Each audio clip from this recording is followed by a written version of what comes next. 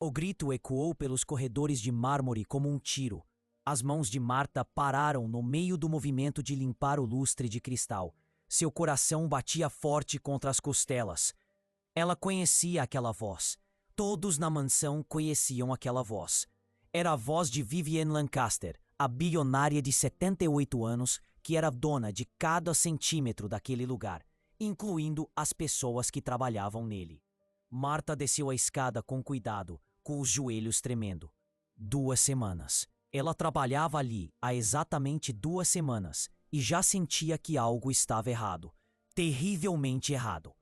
Ela caminhou em direção à grande escadaria, seus sapatos gastos, silenciosos no chão polido.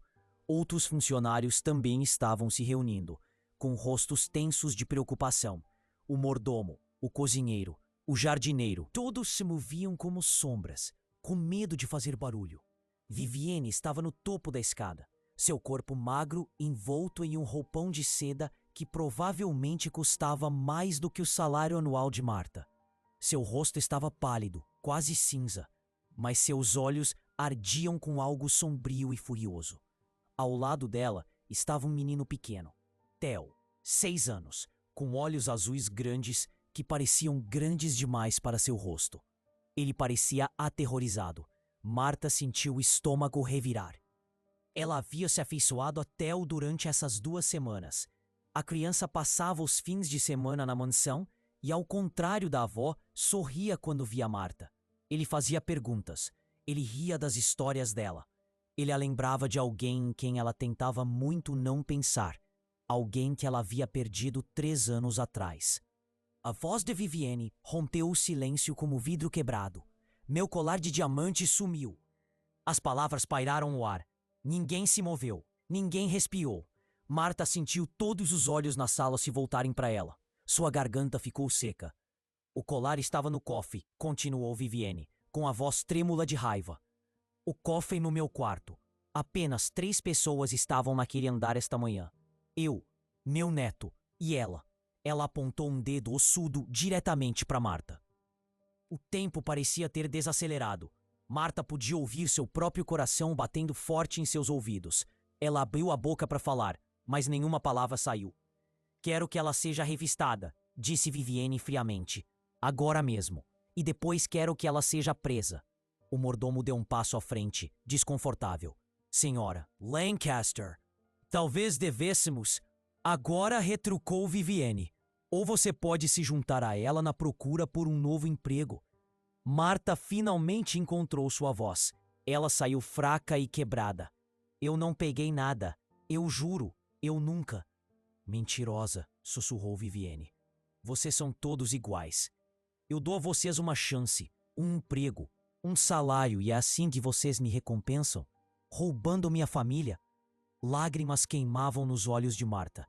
Ela queria se defender, gritar que era honesta, que precisava desesperadamente desse emprego, que tinha 3 filhos em casa dependendo dela. Mas as palavras ficaram presas em sua garganta como pedras. Ela olhou para Theo. O rosto do menino estava completamente pálido. Suas pequenas mãos agarravam o corrimão da escada com tanta força que seus dedos ficaram sem sangue. Ele olhava para a avó com uma expressão que Marta não conseguia decifrar. Medo? Confusão? Ou outra coisa? A polícia está a caminho, anunciou Vivienne. Enquanto isso, quero que revistem os pertences dela. Todos os bolsos, todas as bolsas. Façam uma revista íntima se necessário. Senhora Lancaster, protestou a cozinheira, sem muita convicção. Isso parece... Faça isso, ordenou Vivienne, a menos que queira ser acusada de ajudá-la. Marta sentiu mãos em seus ombros. A governanta. Uma mulher chamada Iris olhou para ela com pena, mas não disse nada. Ela levou Marta para uma sala lateral, com um toque gentil, mas firme. Sinto muito, sussurrou Iris. Tenho que fazer isso. Marta ficou ali, paralisada, enquanto sua bolsa era esvaziada sobre uma mesa. Sua carteira, seu telefone, uma pequena foto de seus filhos, um rosário que sua mãe lhe dera, lenços de papel, recibos, trocados, nenhum colar. Iris verificou seus bolsos, sua jaqueta, até mesmo seus sapatos. Nada. Marta podia ver o alívio no rosto de Iris. Mas isso não importava. Viviane não iria deixar isso passar. Marta tinha visto o olhar nos olhos da velha senhora. Não era apenas raiva. Era certeza. Viviane já tinha decidido que Marta era culpada. A questão era por quê. Sirenes soavam ao longe, cada vez mais altas. As pernas de Marta quase cederam. Ela nunca tinha tido problemas com a lei. Nunca tinha recebido nem mesmo uma multa de estacionamento. E agora a polícia estava vindo prendê-la por um crime que ela não cometeu. Ela pensou em seus filhos. 3 crianças, todas com menos de 12 anos. O pai delas havia morrido há 4 anos, deixando-as com nada além de dívidas e tristeza. Marta lutou para sobreviver todos os dias desde então, aceitando qualquer trabalho que encontrasse. Limpar casas, lavar pratos, esfregar pisos. Esse trabalho na mansão deveria ser a chance de mudança para eles. O salário era baixo, mas era estável. E Viviane, apesar de sua frieza, pagava em dia. Agora, tudo estava desmoronando. A polícia chegou em poucos minutos. 2 policiais, ambos parecendo desconfortáveis, foram conduzidos para dentro por Viviane com a autoridade de alguém que possuía não apenas propriedades, mas pessoas. Esta mulher, declarou Viviane, apontando para Marta, roubou uma herança de família no valor de 2 milhões. Quero que ela seja presa imediatamente. Um policial, mais velho, com cabelos grisalhos nas têmporas, limpou a garganta. Senhora, precisamos conduzir uma investigação. O colar estava no meu cofre esta manhã, interrompeu Viviane. Agora ele sumiu. Ela era a única funcionária naquele andar. As provas são claras. Revistamos os pertences dela, disse Iris baixinho. Não encontramos nada. Os olhos de Viviane brilharam. Então ela o escondeu em outro lugar. Revistem a casa dela. Revistem o carro dela. Façam o seu trabalho. O policial mais jovem olhou para Marta. Senhora, você tem algo a dizer? A voz de Marta saiu como um sussurro quebrado. Eu não peguei. Juro pela vida dos meus filhos. Eu não peguei nada. Viviane zombou. É claro que ela nega. Elas sempre negam. O policial mais velho trocou um olhar com seu parceiro.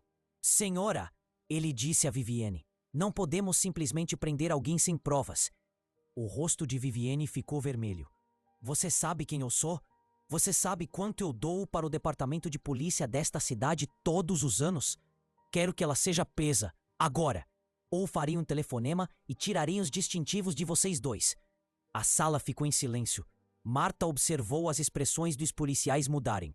O cálculo, o medo, a compreensão de que estavam lidando com alguém que poderia destruir suas carreiras com uma única palavra.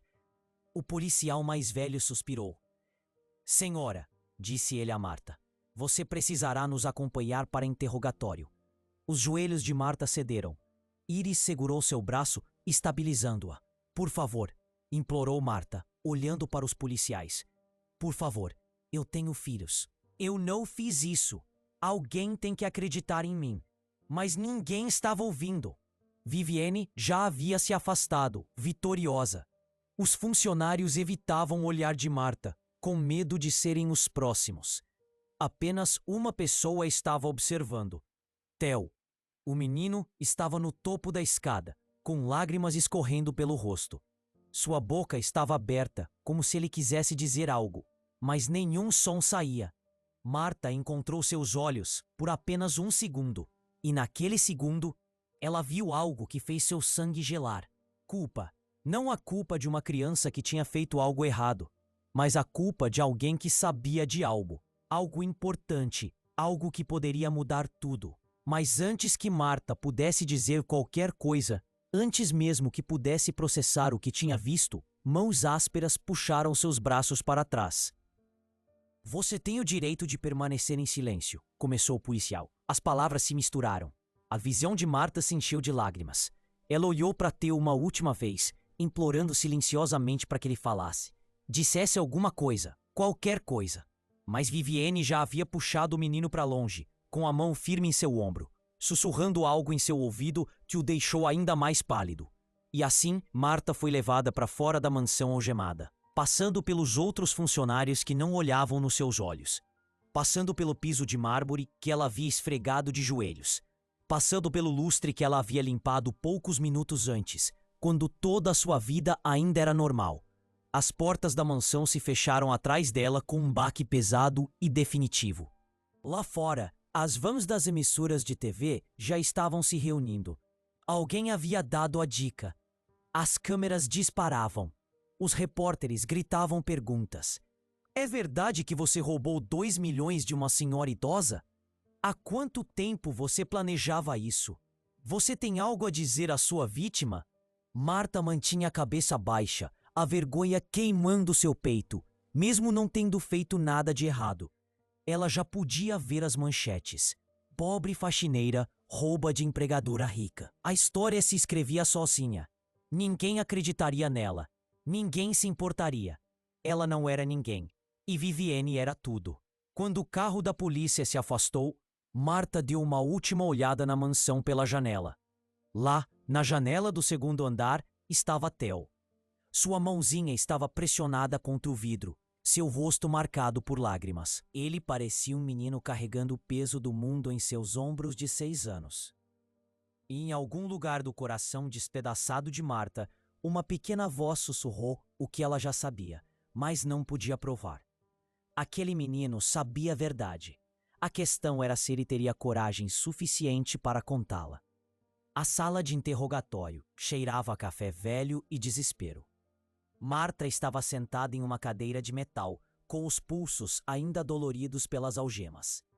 À sua frente, 2 detetives a encaravam com expressões que diziam que já haviam tomado uma decisão. O mais velho, o detetive Harlow, recostou-se na cadeira. Vamos recapitular, senhora Marta. Você ficou sozinha no segundo andar por quanto tempo? 20 minutos talvez, sussurrou Marta. Eu estava limpando o corredor, o lustre, as janelas. E você não entrou no quarto da senhora Lancaster? Não, nunca. Ela me disse que eu não tinha permissão para entrar em seus aposentos privados. A detetive mais jovem, uma mulher chamada Chen, deslizou uma fotografia pela mesa. Imagens de segurança. Hora registrada às 9h43 desta manhã. É você, não é? Parada do lado de fora da porta do quarto da senhora Lancaster? Marta olhou para a imagem granulada. Era ela. Ela se lembrava daquele momento. Eu estava limpando o pó do corredor, explicou ela. A porta estava aberta. Eu não entrei. Mas você poderia ter entrado, insistiu a detetive Chen. Você tinha acesso, você teve oportunidade. Eu não peguei nada, Marta repetiu com a voz embargada. Por que ninguém acredita em mim? Porque você é a única que poderia ter feito isso, Harlow disse secamente.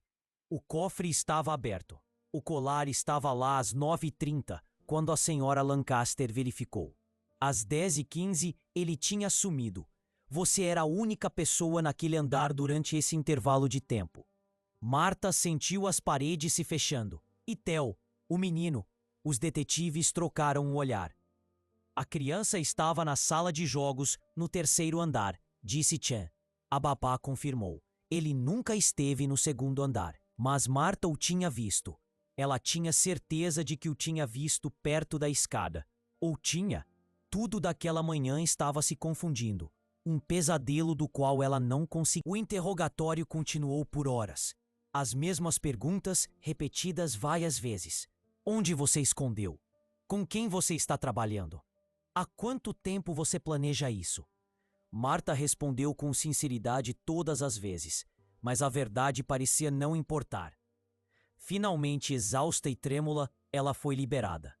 Não porque eles acreditaram nela, mas porque não tinham provas físicas. Ainda. Quando Marta saiu da delegacia, as câmeras a cercaram como abutres. A história já havia se espalhado. Noticiários locais, redes sociais, sites, empregada doméstica acusada de roubar 2 milhões de um bilionário idoso. Marta puxou a jaqueta sobre a cabeça e correu. Ela chegou em casa e encontrou seus 3 filhos encolhidos no sofá, com os rostos pálidos de medo. A mais velha, Helena, de apenas 11 anos, tinha lágrimas escorrendo pelo rosto. Mãe, é verdade? Você realmente... Não, Marta interrompeu, puxando as 3 crianças para seus braços. Não, querida, eu não fiz nada de errado, eu prometo. Mas mesmo enquanto dizia isso, ela podia ver a dúvida nos olhos deles. Eles tinham visto as notícias, tinham ouvido os vizinhos cochichando. Na manhã seguinte, o celular de Marta vibrou com uma mensagem de texto. Era do seu senhorio. Preciso que você saia até o final do mês. Não posso ter criminosos morando no meu prédio. Marta ficou olhando para a tela até as palavras ficarem borradas. Ela não tinha sido condenada, nem mesmo acusada, mas o veredicto já estava dado. Culpada. Os dias passavam como um lento afogamento. O rosto de Marta estava em toda parte. Programas de notícias, talk shows, artigos de opinião sobre como os ricos eram sempre alvos de funcionários gananciosos. Seu nome se tornou uma piada, um exemplo a ser evitado. Ela tentou encontrar trabalho, mas todas as portas se fecharam na sua cara. Ninguém queria contratar a mulher que roubou uma avó de 78 anos. Seus filhos eram intimidados na escola, chamados de ladrões, criminosos, mentirosos. Helena chegou em casa com um olho roxo. Quando Marta exigiu saber o que havia acontecido, sua filha apenas balançou a cabeça e chorou. Enquanto isso, do outro lado da cidade, dentro da mansão que se tornara uma prisão, Theo estava morrendo lentamente por dentro. Ele não falava desde o dia em que Marta foi levada embora. Nem uma única palavra. Vivien, irritada com o silêncio do neto, chamou médicos, pediatras, especialistas. Eles não encontraram nada de errado fisicamente. É psicológico, explicou o médico. Trauma, talvez. Ele testemunhou algo angustiante. Vivien descartou o diagnóstico. Ele está sendo dramático. Crianças fazem isso. Mas Theo não estava sendo dramático. Ele estava desaparecendo. Ele parou de comer, parou de dormir. Ele ficava sentado em seu quarto por horas, olhando para o nada, seu pequeno corpo ficando mais magro a cada dia. A babá tentou convencê-lo a brincar. O cozinheiro preparou suas refeições favoritas. Nada funcionou. O pai de Theo, Rodrigo, visitava-o todos os fins de semana. Um executivo corporativo ocupado, ele geralmente passava o tempo na mansão, trabalhando em seu laptop, mal notando o filho. Mas esse fim de semana foi diferente. Quando Rodrigo entrou no quarto de Theo e viu a criança, pálida como um fantasma, com olheiras escuras, algo dentro dele se quebrou. Theo, ele disse suavemente, ajoelhando-se ao lado da cama. O que há de errado, filho? Fale comigo. Theo apenas olhou para a parede. Rodrigo tentou novamente. Você está doente? Algo te assustou? Ainda nada. Desesperado, Rodrigo chamou uma psicóloga infantil. A doutora Naomi chegou no dia seguinte. Uma mulher gentil, com olhos suaves e uma voz paciente. Ela passou 1 hora com Theo, apenas sentada em silêncio, sem pressioná-lo. Finalmente, ela lhe entregou papel e giz de cera. Às vezes é mais fácil desenhar do que falar, disse ela. Theo pegou um lápis preto. Sua mãozinha se movia lentamente, deliberadamente. Ele desenhou uma mulher, chorando, atrás de grades. Depois desenhou um colar. Depois desenhou algo sendo colocado dentro de uma bolsa. A doutora Naomi observava atentamente, sua expressão mudando de curiosa para preocupada. Theo, ela perguntou gentilmente, quem é essa mulher? A mão de Theo tremeu. Ele escreveu uma palavra sob o desenho. Marta. E Tem colocou o colar na bolsa. O lápis de cera de Theo pairou sobre o papel. Sua respiração acelerou. Seus olhos se encheram de lágrimas. Ele largou o lápis e saiu correndo da sala. A doutora Naomi ficou sentada ali, olhando para os desenhos, sua mente a mil. Ela encontrou Rodrigo no escritório e fechou a porta atrás de si. Senhor Rodrigo, precisamos conversar. Acredito que seu filho testemunhou algo no dia em que o colar desapareceu. Algo que está consumindo-o por dentro. Rodrigo franziu a testa. O que você quer dizer? Quero dizer, disse a doutora Naomi com cuidado, que Theo pode saber mais sobre o que aconteceu do que qualquer um imagina. E a culpa por permanecer em silêncio está destruindo-o. O rosto de Rodrigo empalideceu. Você está dizendo que ele sabe quem o levou? Estou dizendo, respondeu a doutora Naomi, que você precisa criar um espaço seguro para ele contar a verdade, sem medo das consequências. Por quê? Neste momento, seu filho acredita que falar vai fazer com que algo terrível aconteça. Naquela noite, Rodrigo sentou-se com Theo na escuridão do quarto do menino. Ele não acendeu as luzes. Ele não exigiu respostas. Ele apenas segurou a mãozinha do filho e sussurrou: Theo, preciso que você me escute. O que quer que você tenha visto, o que quer que você saiba, pode me contar. Prometo que ninguém ficará bravo com você. Ninguém vai machucar você. Você está seguro. O corpo de Theo ficou rígido. Rodrigo continuou, com a voz embargada pela emoção. Sei que você gostava da Marta. Sei que ela era gentil com você. E sei que ela está em apuros agora. Em grandes apuros. Um pequeno som escapou da garganta de Theo. Um gemido. Se você sabe de algo que possa ajudá-la, conte, disse Rodrigo gentilmente. Precisa me contar. Porque agora, uma mulher inocente pode ir para a prisão. E se isso acontecer, e você soubesse a verdade o tempo todo, carregaria esse peso para sempre. O silêncio se estendeu entre eles. Então, tão baixinho que Rodrigo quase não ouviu, Theo sussurrou. Não foi ela. O coração de Rodrigo parou. O quê? Não foi a Marta, repetiu Theo, com a voz trêmula. Ela não roubou o colar. Rodrigo sentiu a sala inclinar-se. Então quem foi? Theo começou a chorar. Não eram as lágrimas silenciosas de uma criança triste, mas os soluços angustiantes de alguém que guardava um segredo terrível. A avó, disse ele, sufocado.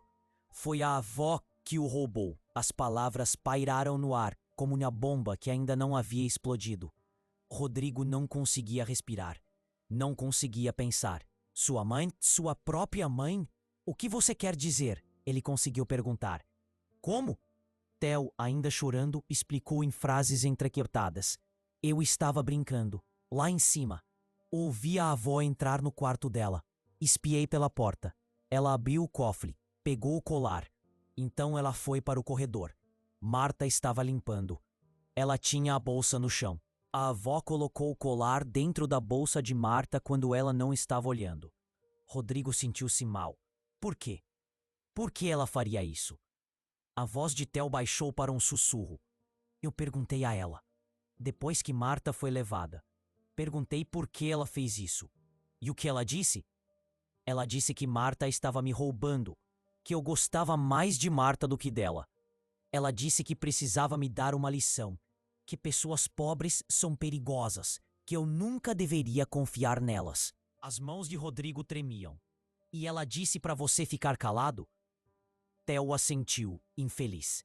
Ela disse que se eu contasse a alguém, seria minha culpa se Marta fosse para a prisão para sempre. Que eu seria o responsável por destruir a vida de Marta. Então eu tive que guardar o segredo. A criança pôs nos braços do pai, seu pequeno corpo sacudido pelos soluços. Rodrigo o abraçou, com raiva e horror lutando dentro de seu peito. Sua mãe não tinha apenas cometido um crime.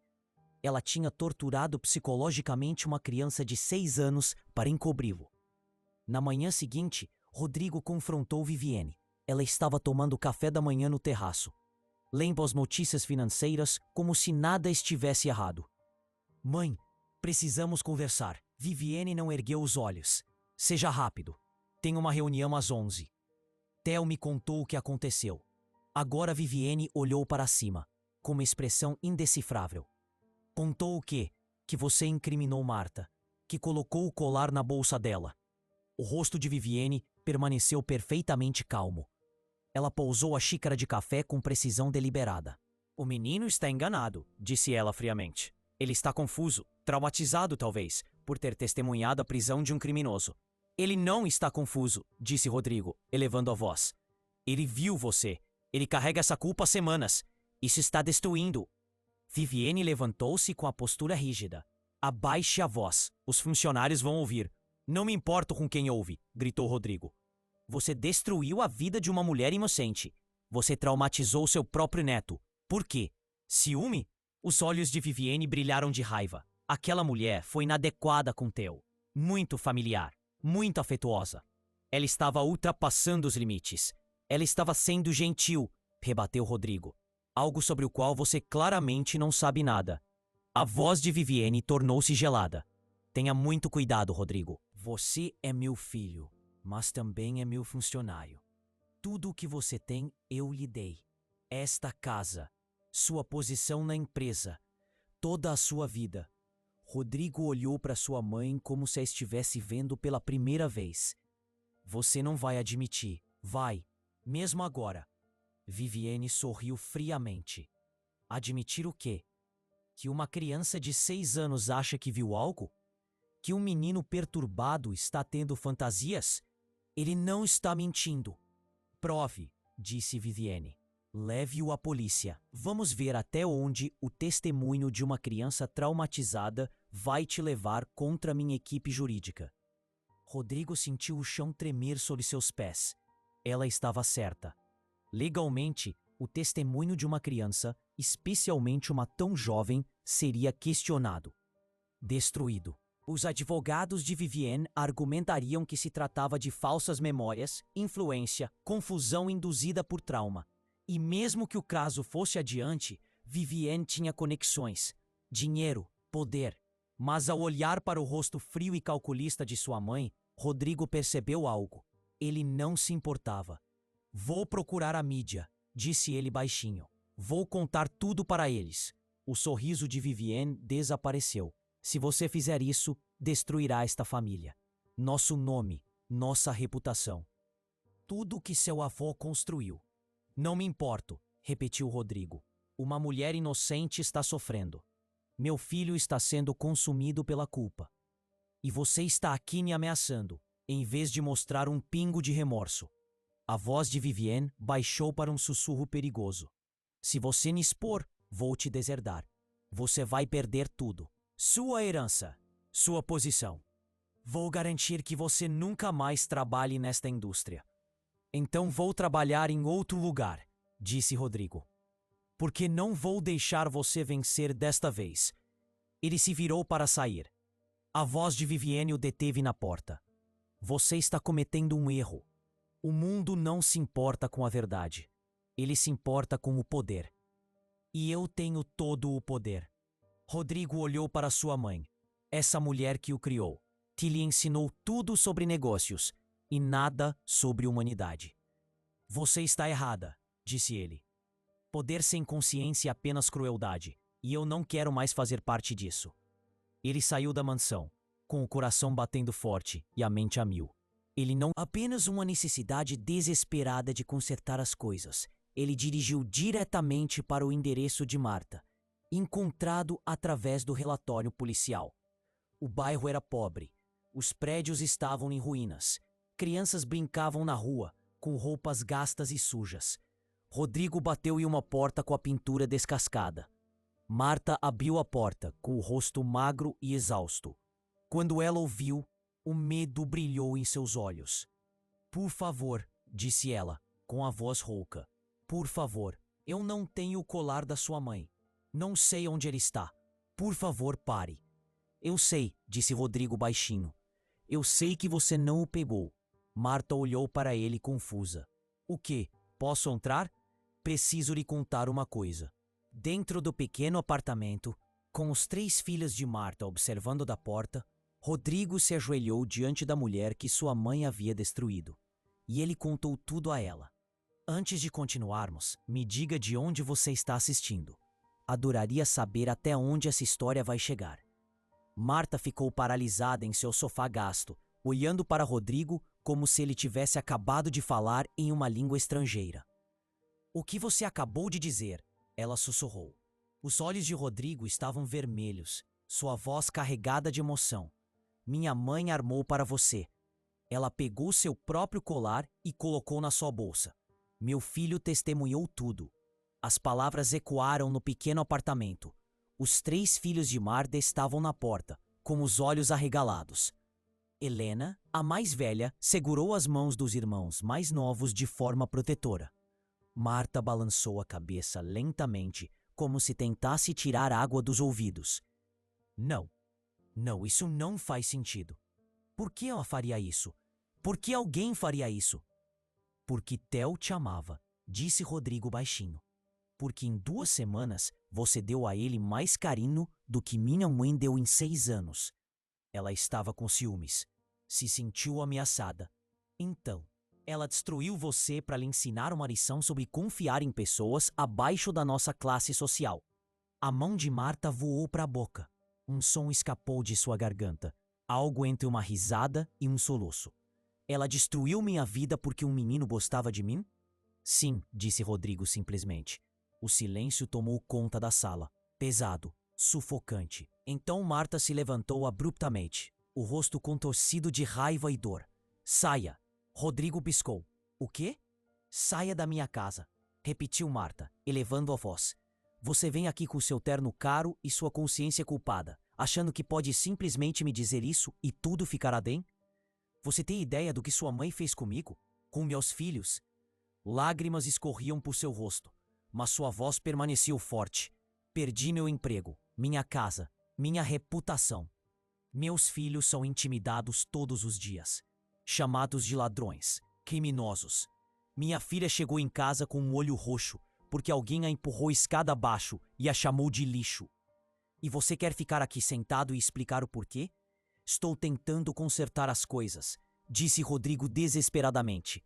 Quero expor o que ela fez, publicamente. Limpar seu nome. Marta riu amargamente. Limpar meu nome? Você acha que alguém vai acreditar em uma criança em vez dos advogados da sua mãe? Você acha que o mundo se importa com a verdade quando o dinheiro fala mais alto? É por isso que preciso da sua ajuda, disse Rodrigo. Vou dar uma entrevista coletiva, amanhã, com Theo. Ele vai contar ao mundo o que viu. A expressão de Marta mudou, de raiva para horror. Você vai colocar aquele menino na frente das câmeras? Fazer ele reviver isso? Ele já está vivendo isso, disse Rodrigo calmamente. Todos os dias, a culpa está matando ele. Ele não está comendo, não está dormindo, não está falando. A única maneira de salvá-lo é deixá-lo contar a verdade. Marta afundou no sofá, sua raiva desaparecendo, substituída por exaustão. E se não funcionar? E se as pessoas não acreditarem nele? Pelo menos tentamos, disse Rodrigo. Pelo menos Theo saberá que fez a coisa certa. E pelo menos você saberá que nem todos na minha família são monstros. Marta olhou para os filhos. O rosto de Helena estava duro de raiva. Os 2 mais novos pareciam confusos e assustados. O que você acha, querida? Marta perguntou à filha. Devemos confiar nele? Helena olhou para Rodrigo com olhos muito mais velhos do que seus 11 anos. Se ele estiver mentindo, mamãe, se isso for algum truque, eu nunca vou perdoá-lo. Rodrigo encontrou o olhar da criança com firmeza. Não estou mentindo, juro pela vida do meu filho. Helena pensou nisso e então assentiu lentamente. Tudo bem. Marta fechou os olhos. Quando os abriu, algo havia mudado. Uma centelha de rebeldia que havia sido esmagada por semanas de humilhação voltava a brilhar. Tudo bem, disse ela. Vamos fazer isso. Na manhã seguinte, Rodrigo enviou um comunicado à imprensa que explodiu em todos os canais de notícias. Conferência de imprensa de emergência. Novas evidências no caso do roubo em Lancaster. Em poucas horas, a mansão estava cercada por vans de emissoras de TV. Repórteres acamparam do lado de fora dos portões. Helicópteros sobrevoavam o local. Lá dentro, Vivienne estava furiosa. O que você fez? Ela sussurrou para Rodrigo enquanto ele preparava Theo para a coletiva. O que você fez? O que você deveria ter feito semanas atrás? Rodrigo respondeu calmamente. Contar a verdade. Os advogados de Vivienne chegaram. Uma equipe de 5 homens em ternos estados, com expressões severas. E eles reuniram com Vivienne no escritório, levantando a voz. Podemos lutar contra isso, disse o advogado principal. O testemunho de uma criança é notoriamente pouco confiável. Vamos argumentar que ele foi treinado, traumatizado, confuso. Faça isso, ordenou Vivienne. Quer que isso seja encerrado antes de começar. Mas quando os advogados abordaram Rodrigo com uma liminar para impedir a coletiva de imprensa, ele simplesmente balançou a cabeça. Entregue o que quiserem, disse ele. Vamos seguir em frente. E se tentarem nos impedir, vai ficar ainda pior. Os advogados trocaram olhares nervosos. Eles estavam acostumados a intimidar pessoas. Mas Rodrigo era filho de Vivienne e tinha acesso aos mesmos recursos que ela. Era uma guerra civil familiar. E eles estavam presos no meio. Às 2 da tarde, a coletiva de imprensa começou. O grande salão de baile da mansão estava lotado. Câmeras se alinhavam nas paredes. Repórteres ocupavam todos os assentos. A energia era elétrica, predatória. Rodrigo caminhou até o pódio, segurando a mão pequena de Theo. O menino parecia apavorado, mas estava de pé, com o queixo erguido. Atrás deles, Marta entrou silenciosamente. Ela estava magra, com roupas surradas, mas mantinha a cabeça erguida. Um murmúrio percorreu a multidão. A faxineira acusada. O que ela estava fazendo ali? Rodrigo limpou a garganta. A sala ficou em silêncio. Obrigado a todos por terem vindo. Ele começou. 3 semanas atrás, minha mãe, Vivienne Lancaster, acusou esta mulher, Marta, de roubar uma herança de família no valor de 2 milhões. Marta foi presa, interrogada e publicamente destruída. Seu nome foi arrastado pela mídia. Sua vida foi arruinada.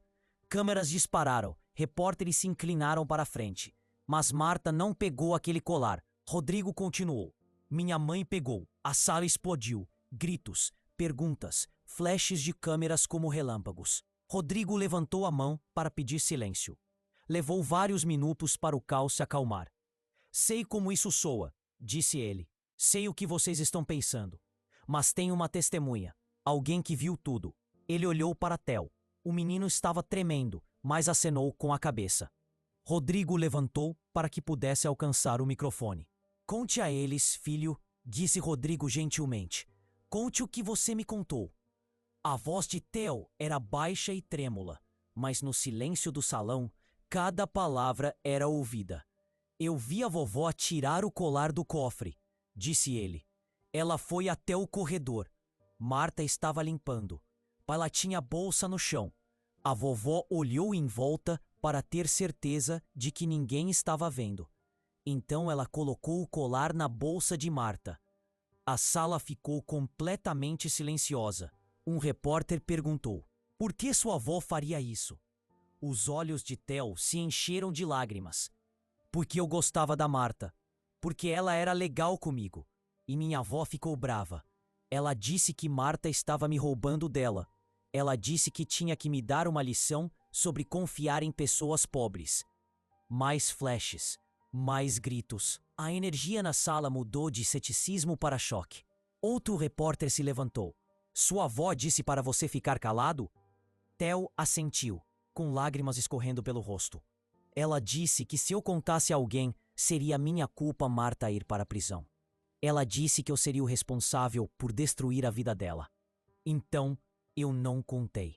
E Marta foi presa. E eu fiquei com muito medo e muito arrependido. Sua voz se quebrou completamente. Rodrigo o abraçou com força. Uma repórter se levantou, com voz gentil. Theo, você está dizendo a verdade agora? Theo olhou diretamente para ela, seu rosto jovem cheio de dor e sinceridade. Sim, eu prometo. Marta não fez nada de errado. Foi a vovó. E me desculpe por não ter contado antes. Eu estava com medo. A sala explodiu novamente. Mas desta vez foi diferente. Os repórteres digitavam furiosamente. O advogado principal deu um passo à frente. A senhora Lancaster tem 78 anos. Ela não tem antecedentes criminais.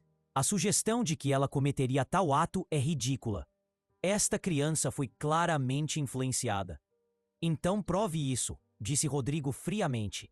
Faça um teste do detector de mentiras. Aqui mesmo. Agora mesmo.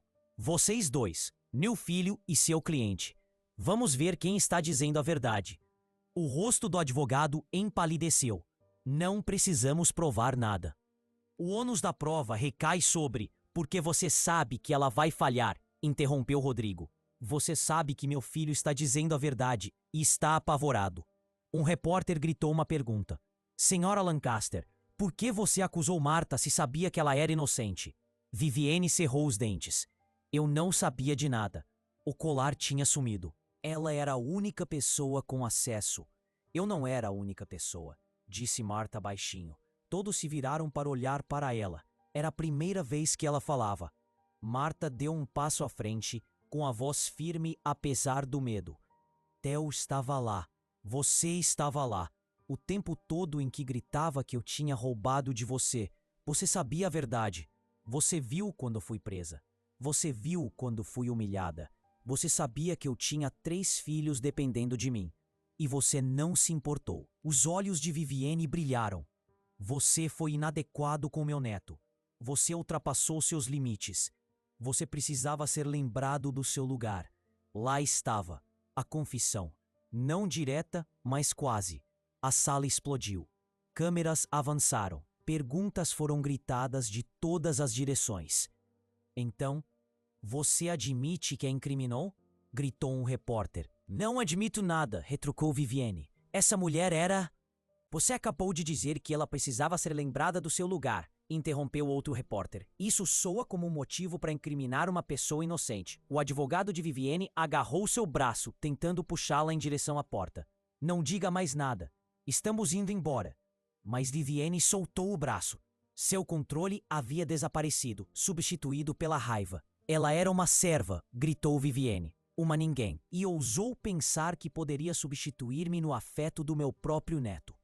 Ela precisava aprender que pessoas como ela não podem ser felizes, não podem ser amadas. Elas existem para servir aos seus superiores. O silêncio que se seguiu foi ensurdecedor. Rodrigo fechou os olhos, uma única lágrima escorrendo por sua bochecha. Ela tinha feito isso. Ela tinha confessado, diante das câmeras. Na frente de dezenas de testemunhas. Viviane pareceu perceber o que tinha dito. Seu rosto ficou pálido. Ela olhou ao redor da sala para as expressões chocadas, as câmeras apontadas para ela como armas. Eu não quis dizer isso, ela começou.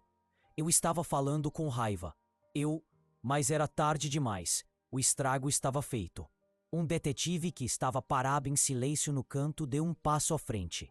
Senhora Lancaster, estou prendendo você por prestar queixa falsa à polícia. Adulteração de provas e fraude. Os joelhos de Viviane cederam. Seus advogados avançaram, protestando. Mas o detetive já estava lendo seus direitos. Enquanto algemas eram colocadas nos pulsos de Viviane, ela olhou para Theo do outro lado da sala. O menino encontrou seu olhar e, pela primeira vez em semanas, sua expressão estava clara. Não culpado, não com medo, apenas triste. Sinto muito, avó, ele sussurrou. Mas Marta não merecia o que você fez. O rosto de Viviane se contorceu. Não por remorso, mas pela percepção de que ela havia perdido tudo. Controle, poder, sua família, sua reputação. Ela foi levada para fora do salão de baile algemada, com as câmeras disparando como uma tempestade de raios. A coletiva de imprensa se transformou em caos. Os repórteres correram para escrever suas matérias. Theo desabou nos braços do pai, soluçando de alívio e exaustão. Marta ficou paralisada, incapaz de processar o que acabara de acontecer. Uma repórter se aproximou dela gentilmente. Como você se sente agora? Marta olhou para ela, com lágrimas escorrendo pelo rosto. Não sei. Vazia, irritada, aliviada. Tudo isso. O que você vai fazer agora? Marta pensou em seus filhos. Sua reputação arruinada. As semanas de sofrimento. Vou abraçar meus filhos, disse ela finalmente. E então vou descobrir como reconstruir minha vida. A filmagem viralizou em poucos minutos. Bilionária idosa incrimina faxineira inocente, por ciúmes. Neta de 6 anos expõe a emocionante coletiva de imprensa. Confissão de Viviane diante das câmaras. A internet explodiu. As plataformas de mídia social travaram com o volume de postagens. Artigos de opinião foram escritos. Debates acalorados aconteceram. Mas pela primeira vez, o veredicto foi unânime. Viviane Lancaster era um monstro. E Marta era uma vítima. Os procedimentos legais que se seguiram foram rápidos e brutais. Os advogados de Viviane tentaram todos os truques que conheciam. Argumentaram capacidade diminuída, sofrimento emocional, Insanidade temporária provocada pela dor pela morte do marido. Mas a confissão diante das câmeras era condenatória demais, e o testemunho de Theo, feito com tanta honestidade crua, era impossível de refutar. Vivienne foi condenada por prestar falso testemunho à polícia, obstrução da justiça e fraude. As penas criminais foram mínimas, dada a sua idade e ausência de antecedentes, apenas liberdade condicional e serviço comunitário. Mas o processo civil foi devastador.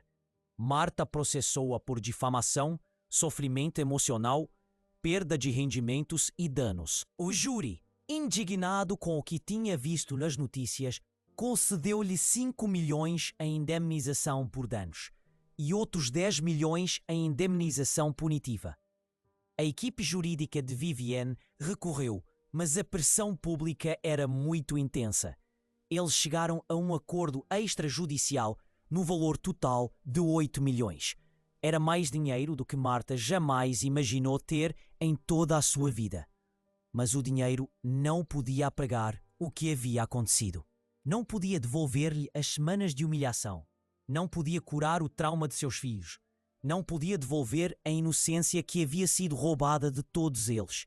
6 meses após a coletiva de imprensa, Marta estava sentada em sua nova casa, modesta, mas confortável, em um bairro seguro, observando seus filhos brincarem no quintal. Helena havia começado a sorrir novamente. Os 2 mais novos haviam feito amigos na nova escola. Eles estavam se recuperando. Lentamente, alguém bateu à porta. Marta abriu e encontrou Rodrigo e Theo em sua varanda.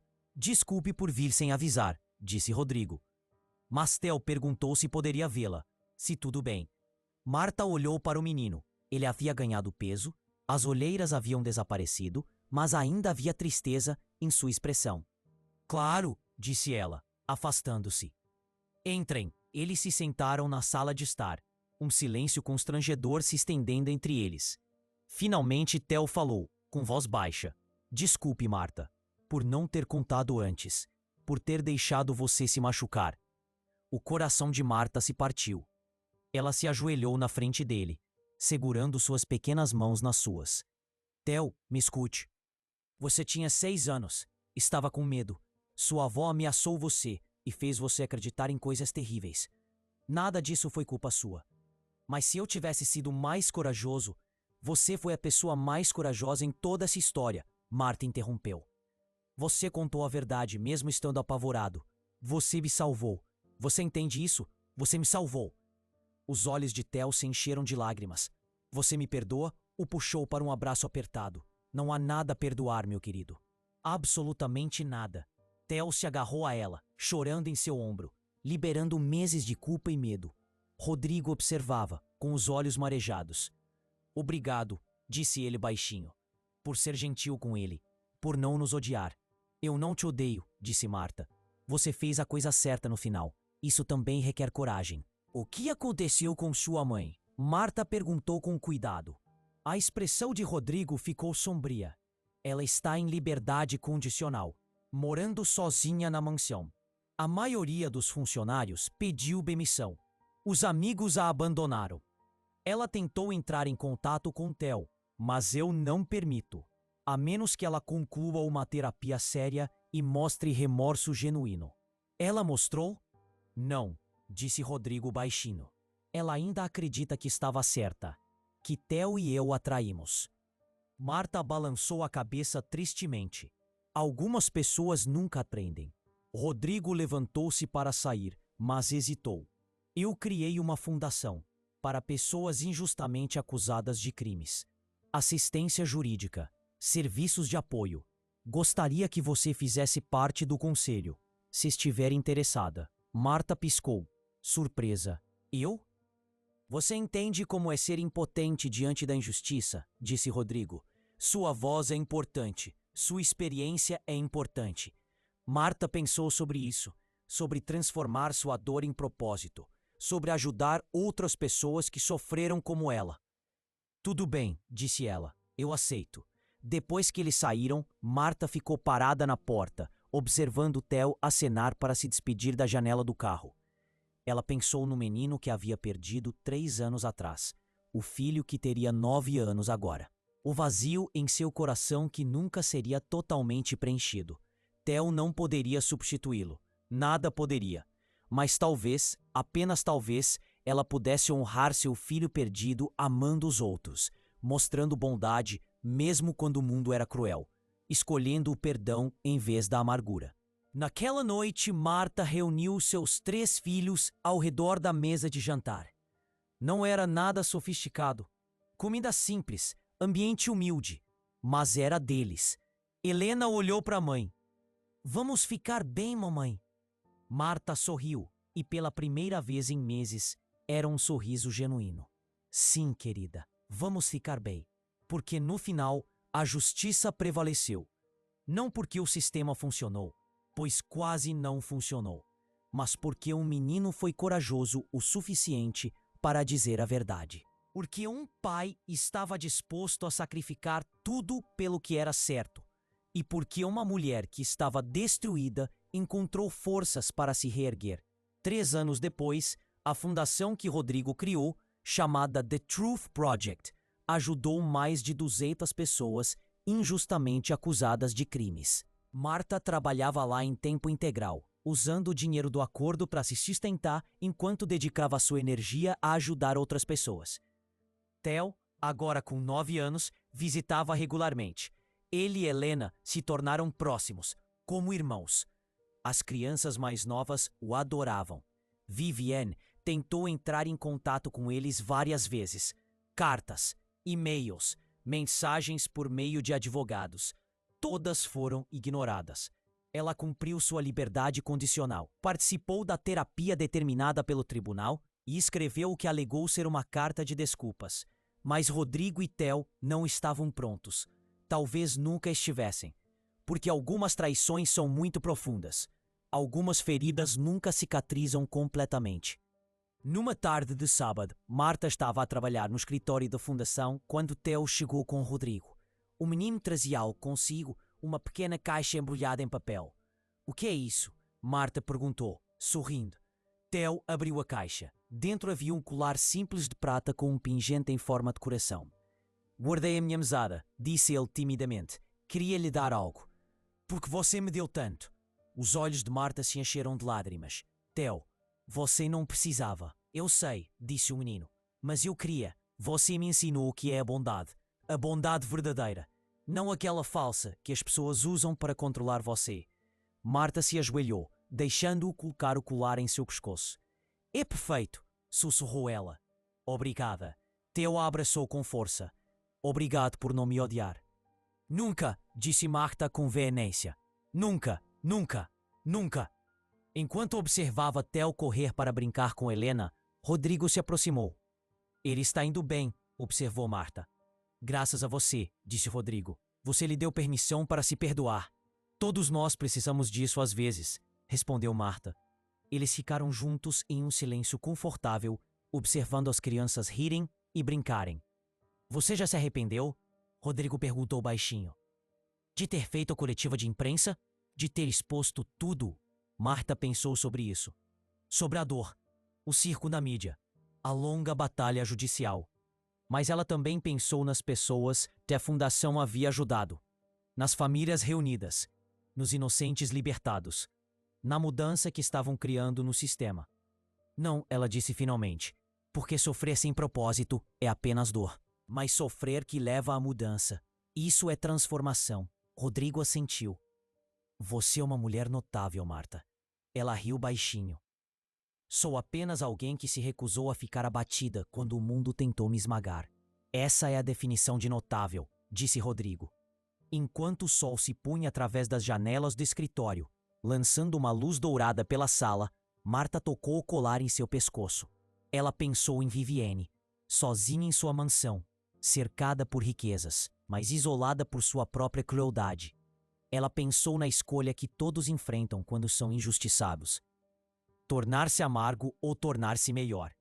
Marta escolheu ser melhor. E ao fazer isso, ela ganhou algo muito mais valioso do que qualquer acordo judicial. Ela recuperou sua dignidade. seu senso de identidade, sua crença de que a bondade ainda existia no mundo. Porque no final das contas, a maior vingança não é destruir aqueles que te magoaram. É recusar-se a deixar que eles te destruam. É pegar os pedaços quebrados que eles deixaram para trás e construir algo bonito. É escolher, repetidamente, ser gentil em um mundo cruel. E é ensinar à próxima geração, crianças como Theo e Helena, que a verdade importa, que a coragem importa, que defender o que é certo, mesmo quando isso custa tudo, sempre vale a pena. Marta sorriu, observando as crianças brincarem. Ela havia perdido muito. Seu emprego, sua reputação, semanas de sua vida em medo e humilhação. Mas ela também havia ganhado algo. A prova de que era mais forte do que jamais imaginou. A prova de que o amor é mais poderoso do que o dinheiro. É a prova de que, às vezes, apenas às vezes, a verdade realmente te liberta.